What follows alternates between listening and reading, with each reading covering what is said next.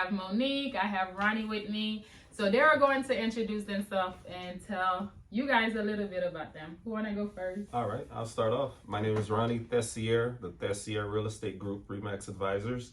I've been doing real estate for about almost 8 years now, full time.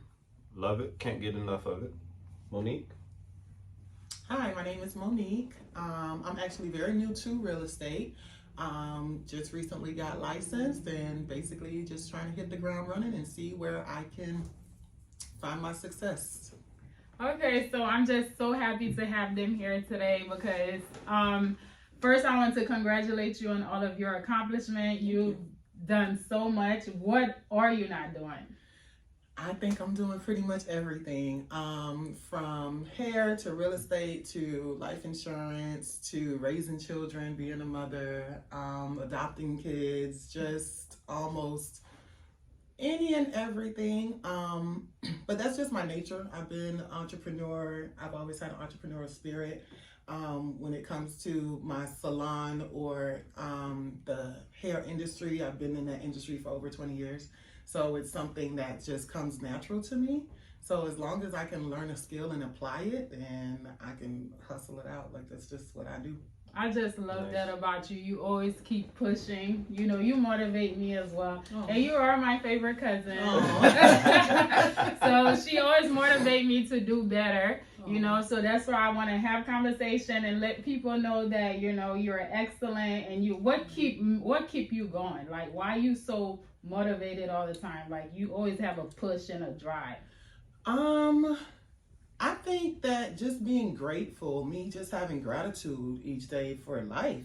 You know, some people don't actually appreciate the fact that they have life. Like, I can wake up each day and change my circumstance every single day, you know, or I can work towards changing my circumstance.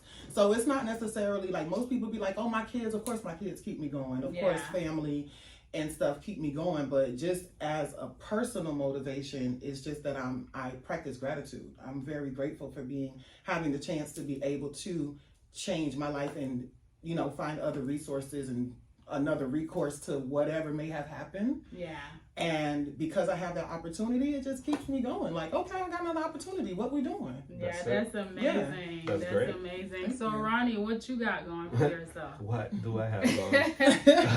Everything. I do real estate full time, all the time. Guru. Living, breathing, wake up, go to sleep. Everything is real estate. But what keeps me going is, you know, just like Monique says, life. Knowing that you have an opportunity to make a difference, knowing that you have another day, another opportunity, and knowing that you have opportunity that many before you had to go without just so you can be in a position to go with and be able to do a lot of the things we do. Because, you know, being an immigrant myself and knowing that hardship that people from the country that I'm from had to endure in order to make it here and to establish themselves here, keep me pushing forward and catering to my community to give them much better service than, you know, what they're accustomed to, and to make me humble that I do have that opportunity, that I do have the knowledge and I can bring it back to my community. So that's what keeps me going. That's amazing. So how do you manage being a full-time real estate agent, a husband with children, and you have a wife at home? How you manage all of that? The $1 million question. That's a better question for Rodlin. But how do I manage? I work to provide, you know, an opportunity for my kids, to give them, you know, what I didn't have. Sometimes it might take time away from them, but giving them that opportunity and having them recognize what that opportunity means is, you know, I think is a fair balance, a fair trade-off. You know, you do it while you're young, do it while you have the opportunity, because tomorrow's not guaranteed, you know? Yeah. So you take advantage of what you have right now. The balancing is finding time, you know, putting time aside for kids, for family, and making sure that, you know, work is not 100% consuming everything I do. So, facts. Okay, so go ahead. Just to add on to what Rony is saying, I think a lot of people need to understand that when we went to school, right, they tried to teach us like structure and tried to teach us like actually planning out your life. Right. And so I think a lot of people probably take that for granted, how much that is necessary for you to be able to do things such as spend time with your family, being your own boss, being an entrepreneur. You have to structure your life. You have to actually write this stuff down and say, hey, these are my plans. Not saying that it's going to work out that way each time, but at least you have a plan and you have some type of guideline to what it is that you're trying to do, what you're trying to accomplish. So when it comes to being someone like Rony, who is the guru, I'm a self-proclaimed guru of real estate. Absolutely, yes, you. Because of course we both do look up to you, you know, in that sense. A lot, and you've been helping me a lot, by the way. Yeah, and even with you just helping her, you help me indirectly. You don't even know. Well, with that being said, I think a lot of people do need to realize that structure is very important in anything that you're trying to do. If you're working for yourself or working for a company, however it goes, you need to write it down, have a plan. It seems simple, be disciplined, but it's harder than you think, and especially when you're juggling your lifestyle, you know, bills, kids, and real estate, the hair salon, insurance, scheduling, everything. You know what I mean? Got your laptop with you trying to figure it out. So that's just one thing I want y'all to know. Structure, lay it out, make it plain, and then take your steps each day. And make sure if you write in your calendar that you open up your calendar and look at what you wrote so you know what you're doing. Facts. Period. She sounds like me. I'm low tech. So you see my to-do book. But that's the issue I'm having. But I have to write it down. I have to visually see it. Yes, me too. I have to touch it, see it, write it down. Then it clicks. Exactly. If I put it in my phone, in my calendar on my phone, you know, I'm doing so many other things on my phone that I'm not remembering. Check your calendar. Right. You see what I'm saying? But I have it separate. Yeah, as a hard copy, something that's tangible. I'm the same. I'm all day. Absolutely. To do it. I need to get where y'all at because I put everything on my phone, so I be forgetting. The notification will pop up, but it's last minute. Once you get that notification, it's last minute. It's already late. It's too late. I purchased a calendar. I just never used it. Just sitting there, and I need to get to it. You know. So speaking of real estate, what you think of the market right now? Well, the market, more or less for me, it seems like it's getting back to normal as far as the frequency of sale, as far as how long sales take. Because pre-COVID, stuff took time to sell. But the only difference now is the higher interest rate, which is scary because now the prices are higher plus the interest rate are higher. Less people can afford the properties. So what I think is going to happen, you're going to see a lot of incentives, as we are seeing from sellers wanting to incentivize people to buy. The new builders, they're incentivizing you with the higher commission when they didn't want to pay us more. And then, not only that, you have certain cities that are incentivizing people with first-time home buyer program or programs to keep them buying because real estate is the lifeblood of this country, period. That's true. Because most people don't understand. If no one's living here, there's no hospital here. Exactly. There's no police station here. There's no tourism here. There's no amenities here if nobody want to live here. So home ownership is so important to our economy that even though the feds are slowing down the economy to kind of get it back on track, they don't want it to completely come to a halt. So real estate is that number one key focus for everybody, whether it's governmental officials, whether it's, you know, presidential candidates. They're always going to make sure that stays alive because your Home Depot thrives from it, your handyman, your renovation guy, the pool company, everybody, the AC guy, plumbers, everything is tied into real estate. So that's an amazing point. Yes. So the market is interesting. Most new agents are kind of like panicking because it's like slowing down like a screeching pump. I know what I'm doing. But if you've been doing this long enough, you know, hey, you know, $400,000 homes before, they used to take like almost 6 months to sell in this market.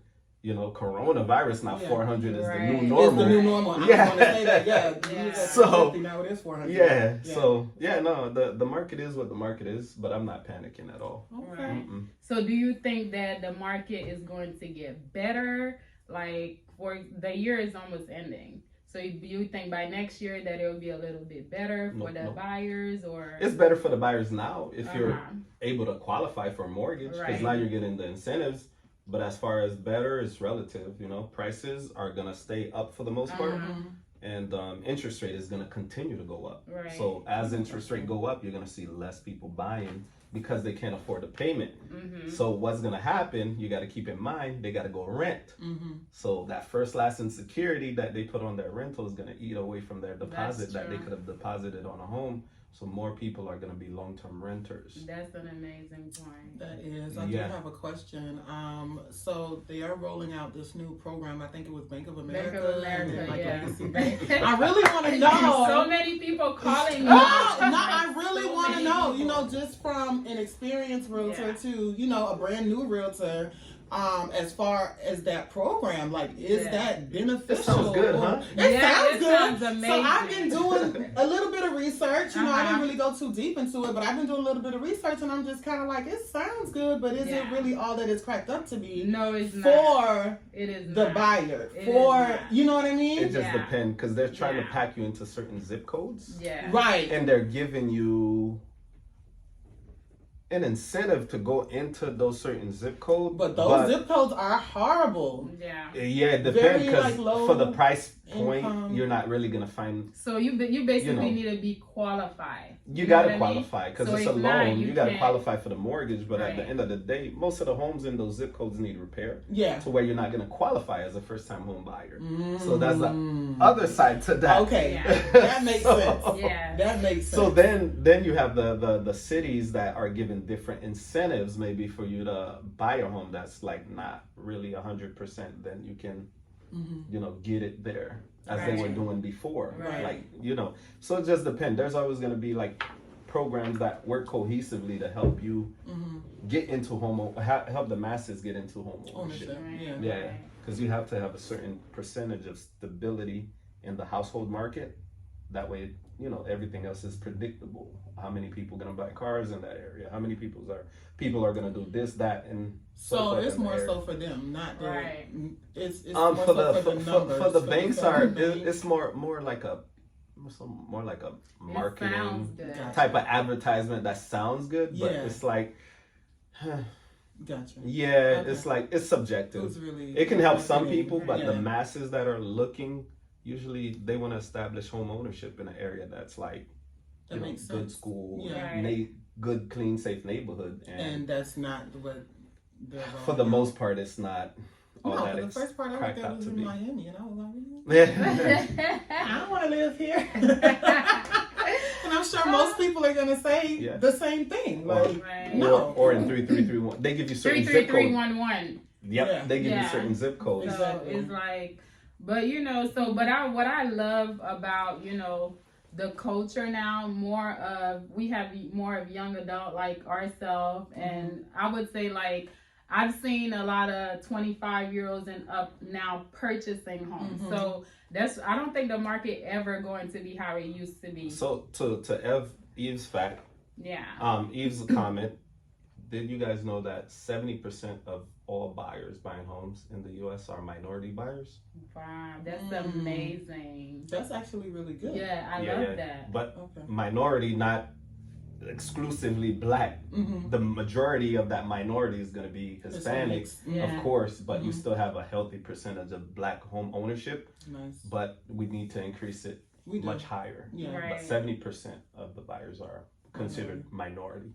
Right. Well, that could also be because majority of the world is about to be minorities, if that makes sense, because everybody mixing with everybody. Right. So we all mixing up. So most people are probably gonna fall into minority. But anyway, that's a whole nother subject. Which is true. But I just love the fact that I see more young adult purchasing homes. Even I run into some 19-year-olds asking me questions or how can I start the process? What can I do? So what do you think? How everything is shifting? I think the goal is still for home ownership because you have something that's called equity built into home ownership that you don't get from renting. Actually, when you rent, you actually lose money. Exactly. Every time you move, you're damaging furniture, you're paying for a mover, Right. right? And you're losing your deposit. Exactly. That's And nobody ain't getting their deposit. And I wish I knew all of that growing up. Most people are not getting their deposit. Nobody's I getting your just deposit wish back. I knew all of that. I feel like I'll be rich by now.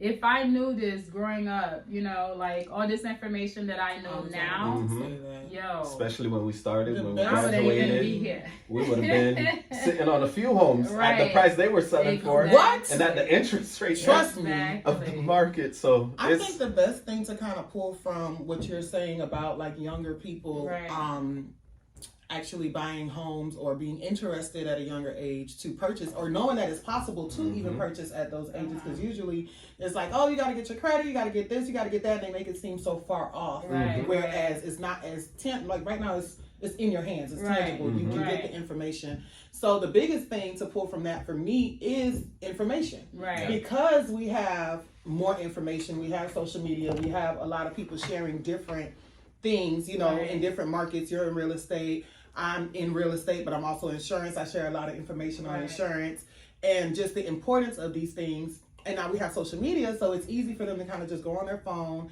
and it pops up either an ad or some type of information where they're able to tap in. Back in the day, we didn't have that platform where it was like we can just tap in immediately to, ooh, okay, this is possible, or I can do this, or I can do that. So I think that that's the beautiful part of it. That's that we are in an information wave, and that even though it does some negative things where people are comparing themselves, but I think it's very positive because you're able to tap in and have the information at your fingertips, like, hey, okay, this is possible, this is what I can do. And I think that's a good point, that more young people are using it for information and for self-growth nowadays, versus than just comparing themselves to other people's lives and you know, subscribing to the BS, BS and the drama. So that's a big positive. It is. It is. And talking about that, social media, another key fact. Most of the millennials, they start their home search process with YouTube. So video content is key. Not even Instagram, not even TikTok. YouTube is the number one starting point for young millennial buyers, because they're visual. They want to see the audio. They want to see your sincerity on camera.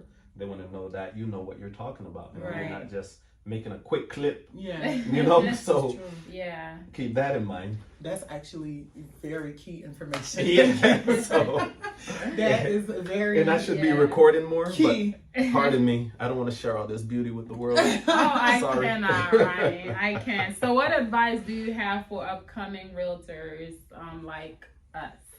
My number one advice, the same advice I gave you, the same advice you probably shared with you. With the people. So the number one key, surround yourself in a good environment, as far as office environment, by good people, somewhere you can walk into, that you can have support, that you can be around and just absorb things through being in that setting. Because a lot of agents think, oh, you know what, I want to keep 100% of everything I'm bringing in because I'm bringing it in. But what are you learning? I was that agent. I feel like I earned it, I want it. You want to keep all of it. But if you're keeping all of it, how can they pour into you if you're not pouring back into them? Absolutely. So that's the trade-off.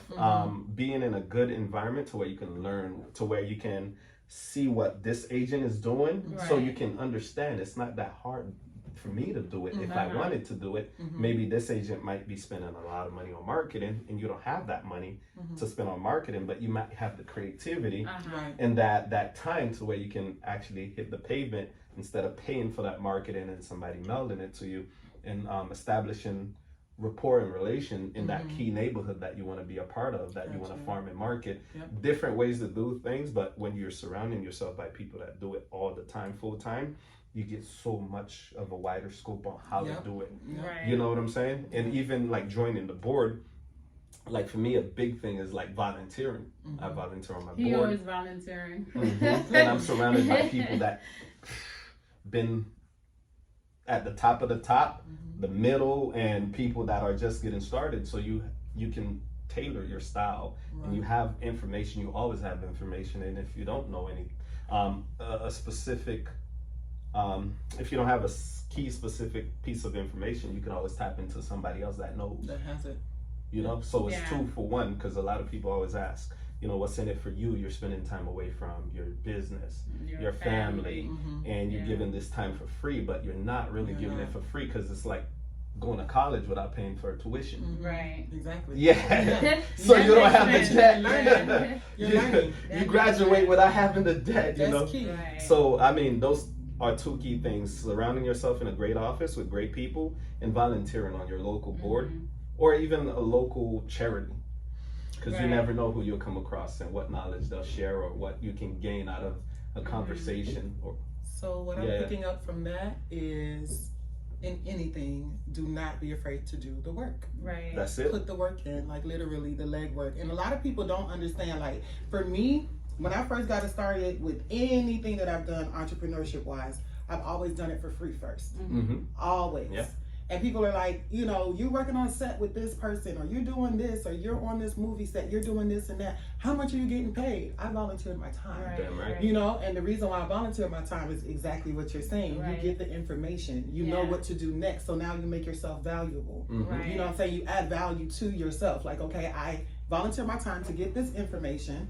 I don't mind putting the work in. I don't mind saying, I'm going to do this for free for 2 months. Right. Yeah. Whatever the case may be. Because now when I go to my clients or I go into an office, I can now add some type of value to whatever they have going on, because you have the knowledge. You have an extensive knowledge. That is important. Because when you're volunteering, you get more knowledge than when they pay you. Because when they pay you, you got to stay at a certain level so you don't come and overtake their role. But if you're volunteering, there's how can she take my role if she's not getting paid? You know what I'm saying? So that mindset, I think in the business world it's called what is it called in the business world when you go to the corporate office and volunteer for free? Internship. Oh, internship. There you go. Real life internship. Real life internship. But that is what internship is, though. That is the definition of it. That's the key to growth. It is the key to growth. Absolutely, I agree. And I also learned that networking, you know, talking to people that you just meet, and I've learned so much by just introducing myself and just start talking. You know, I get some of my clients by just talking to a random person, and you know, so I feel like networking is so great. Like whenever you get a chance, even if you meet somebody, you can tell by their energy. Like, you get what I'm saying? I fed off energy, so if I could tell by looking at you, like, okay, this person, I'm not messing with you today, but or okay, let me go talk to that person. And you know what I mean? That's a very key point, because I started off my networking endeavors since after high school. We used to network. You've been everywhere. We used to network. We used to go to all the multi-level marketing meetings, like Prepaid Legal, Quick Start, Shop to Earth, ACN, all of it, all of that. And even with real estate, I did a lot of. I still do a lot of networking, and a lot of people, they used to ask, why are you networking with other realtors? You all do the same thing. What can you learn? What can you gain from that? But I've gained so many different points of view on how to do the same trade that, you know, if this goes left, I can pull from that. Right. Exactly. You know, or if it goes right, I can center myself.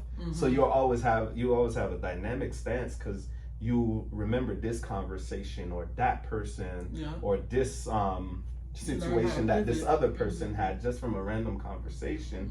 And sometimes you're networking with other realtors, but you also have title companies there. You also have lenders there. You also have a whole bunch of industries that cater to real estate. So sometimes you get nuggets into those other industries and build those rapport with those, you know, individual to where if you need something done quick, you have that line of communication because they've seen you, they've spoken to you, versus calling randomly, hey, blah, blah, blah. You know? Exactly. Because now they know who you are. Yeah, so a relationship. Yeah, that's key. True. That's and very key. I think that's one of the things that we shouldn't take from our Haitian culture, because well, at least my mom used to tell me, oh, don't talk to strangers. Like, if we don't talk to strangers, How are you gonna when you're doing business, you have to talk to strangers. Well, not have to, but it would be, I mean, let people know what you do. Yeah, it would be beneficial. Let people know what you do. Let people know who you are. You never know who's in the room or who you're talking to or who you're potentially meeting. Right. Another thing I want to add on to what Rony is saying is that we should not look at each other as competition. Right, you know what I mean? It should be more of a family. I know more people, and I am learning this coming into the real estate world. Oh my gosh, realtors do not like other realtors. They're so selfish. They are like, oh my God, what? Oh, I'll call you back. You're a realtor. I'll call you back. Yeah. Or you're a buyer realtor. I'll call you back. I'll call you back. And I'm just like, whoo, okay, this is different. Because you really be like, why would you do that to me? It. You know? No, they're so selfish. But seriously. But on the other end of that, if you can get to a space where you are building a rapport with other realtors, I think it is beneficial and you can learn a lot. And I mean, there's a lot of them do make it like a competition, but then I've ran into a couple of realtors who are willing to say, hey, try this program or try it this way and see, you know what I'm saying, what happens. Even if they're dropping just a little gem, it can help you, you know, to maximize. Well, they be selfish. I asked one realtor, I DM her, I say, oh, what app you using? Because I love the way the picture, or, you know, if she has some type of flyer, that girl like my DM, like double click, like girl. No answer. No information for you. Yeah. Figure it out like I had to. They very selfish. I'm always willing to share whatever I know. So that goes back to networking. Yeah. So a lot of the time you network, you'll run into these agents or you'll run into agents from their office. So sometime, like when you need a question answered or you need something or you want to present your offer, you know, you could be like, hey, Eve, Monique is in your office and I see that she has this listed. Or when you talk to Monique, oh, you're in the same office as Eve. You know, so you build that rapport. So it's like, you know, you got that connection. For example, I put a rental on recently, and the agent that called me for it wanted to rent it, and just so happened her broker and the broker's son, I know them personally. So we were, you know everybody. we were able to build that instant rapport to where she felt comfortable of, you know, focusing on this house, that she know I wouldn't tell her something and do something else. So she was able to have her customer at ease as far as knowing that they would get the house, as, you know, long as they meet this and that requirement, and, you know, they do XYZ as you know, required, you know, because they know I'm not gonna, string them along and say, oh, somebody else took it. So that's important. Like, even if you don't know the person directly, you might network and you know their broker through networking, or you know somebody else in their office. So that builds that rapport and open that line of communication for you. And trust. At the end of the day, because people like to know that you know what you're doing, and they like to know that you know other people in the industry. Sometimes, I mean, that's all it takes. So that makes sense. That's key, y'all. That's been key. Jotting down these notes. Okay. That's been super key for me. Super key to success. I love it. So networking. Where can they reach you, or if anyone, you know, that's looking for even advice or buying a house? Tech, where you gonna find me? Social media. Not the best he place. Forgot his name. No, that's just saying. It's not the best place to find me because I'm hardly on social media. I might take some time to respond because I hardly post. Because I think social media, for me, my problem with it, it's more of a fashion show and more of a flashing. Sorry, it's a flashing show. Everybody want to flash about what they got going on, and that's kind of like, for me, it's derailing, especially when you're trying to run a business and you're trying to keep yourself on track. Seeing what everybody else is doing and getting in that competition mindset and realizing that they're probably not really even doing it like that. No, that's true. It's that's very true. It's a still picture, you know? That's very true. It's one moment in time. One moment in time. And you ain't do nothing for the rest of the day. You know, you just happen to be in that setting. But now it's like the highlight of your life. Yeah. So for me, I never gravitated towards that. Like, status chasing. I'd rather have the stuff that matters, being able to provide for the people that I'm in care of. You know what I'm saying? So that's why I said social media is probably not the best place to find me. I get what you're saying. But you're I'm old at school, SoFlo Pads on Instagram. You know, that's it. Pads. Oh, that's you? Yeah. real thing. So I didn't even know that was it's me that, look, I am the social media person, right? I gotta So it's so weird that I will recognize somebody from their social media handle. That's right. Social pads somewhere here. Coming soon. I cannot. So how about you, Mo? Like how they can, get in touch with you? Okay, well, you can definitely get in touch with me through social media. My social media real estate page is Monique Sells Florida. My social media insurance page is Monique Sells Life, and my regular social media, also I sell wigs. So you can find me at Lotus Lux Hair, which is my brand, on Instagram as well. And then of course my personal page, if y'all want to be nosy and know what I be having going on personally, because I am a very social butterfly, it is IammoniqueJ. But I do want to add to what you're saying about social media. Like, I do get that you may feel like it's a fashion show or this and that. Flashing show. And like, you were posting up one moment in time. But one thing that I can say for the viewers out there is that for me, being present on social media or having a presence on social media has actually helped my business. Mm-hmm. All of my businesses tremendously. I heard about that. Because people literally, I'll say this, people are nosy. People want to know what you're doing. You know what I'm saying? They want to know what you're doing. They want to know what you have going on. They want to know if it's legit. Let me go ahead and click on this and let me see if it's, legit, and let me reach out to her and see if she can help me or whatever.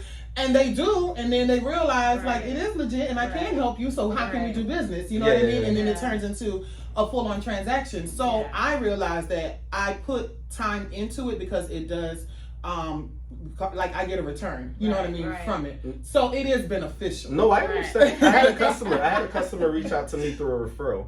Because most of my business, as I tell you, is referrals. Like 95% of my business is referrals. We gotta clap it up. Yeah, we gotta clap it up for that, y'all. So she calls me, she's like, how do I know you're any good? I don't see you on social media. I'm like, well, you probably just got to take your friend's advice and, give me a try because, your friend, I'm sure, has your best interest in mind and wouldn't just send you to anybody. She's like, okay, let me see. Then she called me back after I got her clothes. You know what she says? She says, it's great that you're not on social media because you'll be too hard to get a hold of because everybody would want to work with you. Yeah, so once I learn to multiply myself, maybe I'll do more social media. That actually means that you need to be on social media. You need to take the old school and mix it with the new school. And get this money. I'll tag her on the video so she can confirm that I'm not making it up. No, of course. She said, good thing I'm not on social media. Now she sees why I'm not on social media. Because, it's time consuming. It is. And you want to make sure English is not my first language. So, but you want to make sure you're framing it in a way that, you're garnering the attention of that crowd that you're going for. And for me, it's too time consuming. No, I understand. I gotta go through the vocabulary and dictionary, and being that it's not my first language. Dictionary. The thesaurus. No, it's okay. No, I get it, because usually, I do business consulting as well. I'm sorry. There you go. What don't you do? I told you she's doing it all, and this is not it. That's it. That's not all, folks. I wish it was, but that's not all. No. I do business consulting as well, and sometimes when I'm trying to teach people social media or help them understand, like what caption should I put, and then I come up with something really quick. I'm like, how do you do that? I'm like, listen, this is my this is my little niche, this is my little field, because I know what's gonna grab people and what's gonna grab their attention. Like my friend, he's writing a book. And he's like, so should I just post up the book and post the title? I said, no. You say, hi guys, I've done a thing. Yeah. I wrote a book. You know what I mean? Right. I've done a thing. I wrote a book. Yeah, I like that. Please check it out on such and such platform, whatever. So you let people know what it is that you're doing, where they can find it, give them all of the information, but not just putting it out there and putting it on the page. Like, what is this thing? This is a book. It's like, no, what is this book? No, this is my book. I am now a newfound author. And you just put the information out there. So it becomes simple once you do it enough. Right. Yeah. There you go. Man, I started a book 5 years ago. It's still not done. I need you to go ahead and find a self-publishing company and publish it, put it out there, and see what it does. And then you I have the draft and everything. Growing up on 21st. The kids' book? No, it's a really, really good book. So I just need to get back to it. Oh my. I need to get back. Well, hold up. Pause for a minute. Tell them about 21st. For those who don't know. That's for a different day. There's a lot to unpack. We made it. We did. Look at us. Right, so I'm just so excited because you selling $1 million homes. Oh my! Don't say that. Period. You selling $1 million homes, and I'm just so proud of you. Thank you. Watching you going into selling candy and following you, wanted to do the same thing growing up. So I'm just so super excited. Talk about selling candy. The name of our candy group was Future Business Leaders of America. Nice. That stuck with me since 13. Nice. So it's ingrained. It's ingrained in me. Yeah, I love it's that. ingrained in me even through middle school. I used to have a business in middle school called The Connection Guy. And the girls used to be like, "Oh, I don't need no hookup. I don't need your card." I'm like, "No, I can get you whatever you need. You just call connected, me." Right. You know that. T-my-shit. You connected. I'm connected. I can Right. find what you need. Right. So even then in middle school, still, that future business leader and Right. that mentality and that keeping to it. mindset, yeah. And that, being in sales early on, through that, Right. selling candy.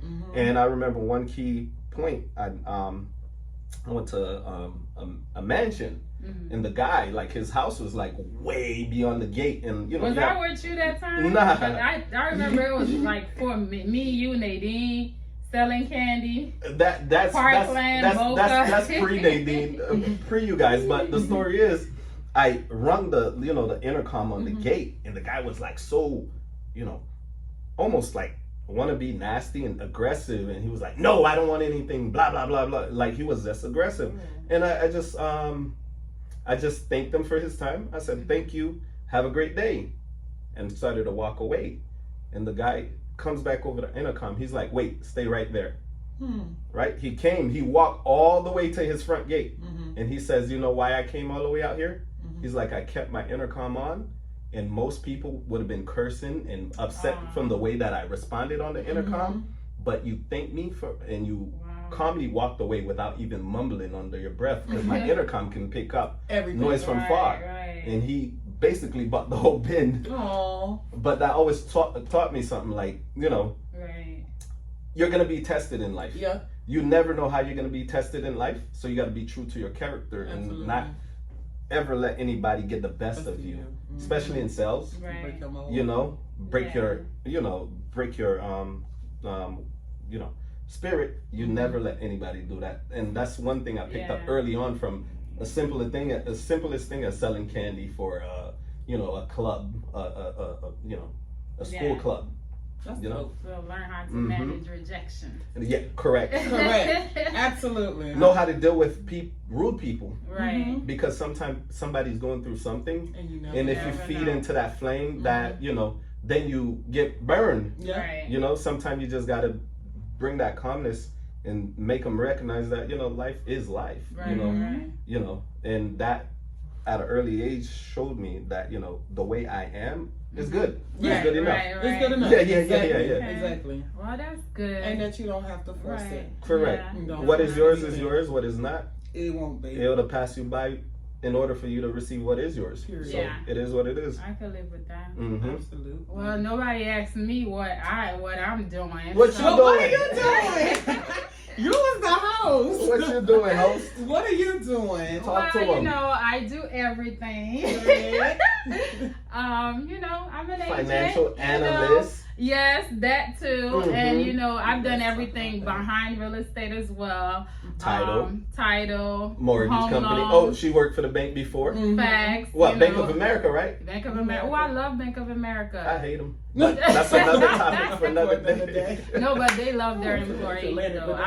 They love their employees. They didn't love me as a customer. Bonus all those used to overdraft be, and oh yeah. Yeah.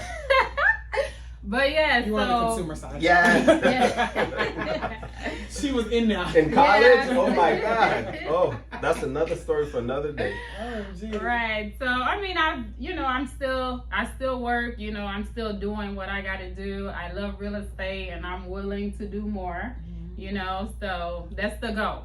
Well, you've been doing great, because I would definitely like to go ahead and give you that. Give her accolades. Yeah, I gotta give you How many closings this year? Amazing. Doing it part-time?